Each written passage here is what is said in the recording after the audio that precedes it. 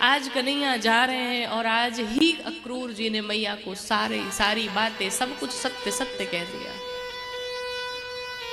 मैया दौड़ी कन्हैया के पीछे, कन्हैया रुक जाओ मत जाओ, रुक जाओ मत जाओ। मैया विलाप करते हुए कन्हैया कन्हैया कहते कन्हैया के पीछे दौड़ पड़ी है। भगवान कन्हैया ने जैसे मैया यशोदा को जोर से रोते हुए देखा, कन्हैया आज रथ से कूद पड़े। महाराज मेरी मैया यशोदा मुझे पुकार रही है, मेरी मैया यशोदा आज मेरे लिए रो रही है। आज कन्हैया उतर पड़े रथ से, महाराज कन्हैया कूद पड़े मैया यशोदा के हृदय में जा करके, भगवान लिपट करके आज रुदन करने लगे, रो पड़े। हम बार बार कथाओं में कहते कि गोपियों का विरह सबने सुना है, श्री जी का विरह भी सबने सुना है, ब्रजवासियों का विरह भी सबने सुना है, लेकिन ये सारे विरह एक तरफ, पर मेरे प्रभु बिहारी जी का, मेरे ठाकुर जी का विरह एक तरफ है। ये गोपियाँ तो रो करके अपनी बातों को कह लेती हैं, श्री जी तो अपनी बातें कहने लेती है, मैया यशोदा अपनी बातें कह लेती है, पूरे ब्रजवासी अपनी बात कह लेते हैं, पर हमारे ठाकुर जी अपनी बात किसी से नहीं कह पाते। दुख वो सबसे बड़ा होता है कि व्यक्ति अपनी बातें न कह पाए, रो भी न पाए। व्यक्ति अगर रो ले तो थोड़ा सा दुख जरूर कम हो जाता है, पर वो व्यक्ति बहुत ही विवश होता है जो कि किसी के सामने रो न पाए।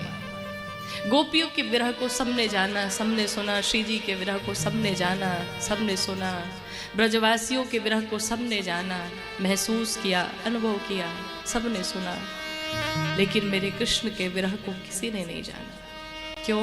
क्योंकि भगवान कृष्ण पुरुष हैं, वो रो नहीं सकते, वो अपनी बातें कह नहीं सकते, पर आज जो वेदना, जो पीड़ा भगवान कृष्ण के मन में चल रही है, उस पीड़ा का आप अनुभव भी नहीं कर सकते हैं कि भगवान कितने विवश।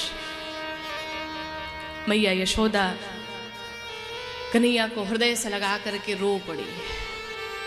कन्हैया से आज मैया यशोदा कहती, कन्हैया मुझे पता है,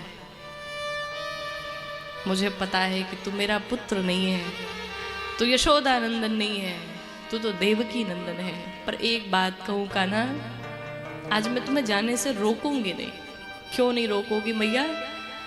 का इसलिए नहीं रोकूंगी क्योंकि मैं एक माँ हूँ, और एक माँ से आज एक पुत्र बिछड़ रहा है, और एक माँ से पुत्र के बिछड़ने का जो दर्द होता है, जो पीड़ा होती है, जो वियोग होता है, जो कष्ट होता है, जो वेदना होती है, मैं समझ सकती हूँ। देवकी ने आज 11 वर्ष तक अपने पुत्रों से दूर रह करके कितनी वेदना, कितनी पीड़ा, कितना दुख झेला होगा।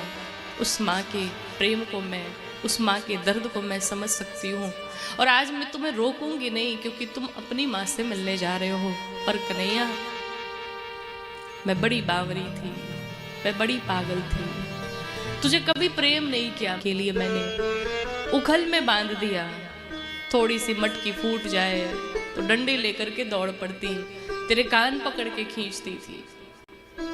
पर कन्हैया, आज एक निवेदन करूं, ये बात जब देवकी के पास जाना तो ये बात देवकी से मत कहना कि मेरी मैया यशोदा मुझे थोड़े से माखन के लिए उखल में बांध दिया करती थी, हमें पकड़ करके मारती थी, डांटती थी, हमें दुलार नहीं करती थी, हमें प्रेम नहीं करती थी। इस बात को जा करके आप देवकी से मत कहना, आप वसुदेव से मत कहना।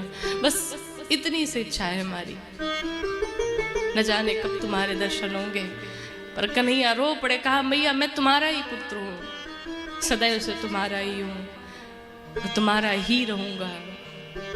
मैया आपका पूर्ण अधिकार है हमारे ऊपर, आपका पूर्ण अधिकार है, आप हमें डांट सकती है, आप हमें बोल सकती हैं, आप अभी भी मेरे कान पकड़ के खींच सकती हैं, आप अभी भी मुझे उखल से बांध सकती हैं। ये तुम्हारा कन्हैया सदैव तुम्हारा ही रहेगा। भैया आप क्यों चिंता कर रही हो? मैं परसों आऊँगा, तुम चिंता मत करो, आप रो नहीं, अगर आप रोगी तो मैं जा नहीं पाऊँगा, आपसे दूर मैं रह नहीं पाऊँगा। भैया आप मेरे साथ ऐसा मत करो।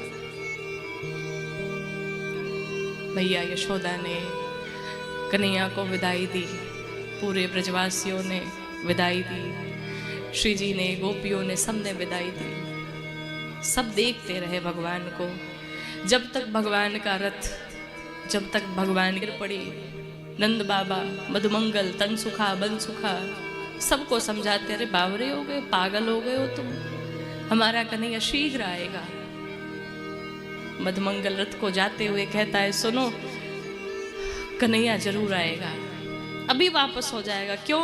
हमने इतना कन्हैया को प्रेम दिया है कि कन्हैया हमारे प्रेम के बिना नहीं रह सकता। वो वापस आएगा, अभी आएगा, रथ के पहिए अभी मुड़ेंगे, तुझे अभी दिखेगा।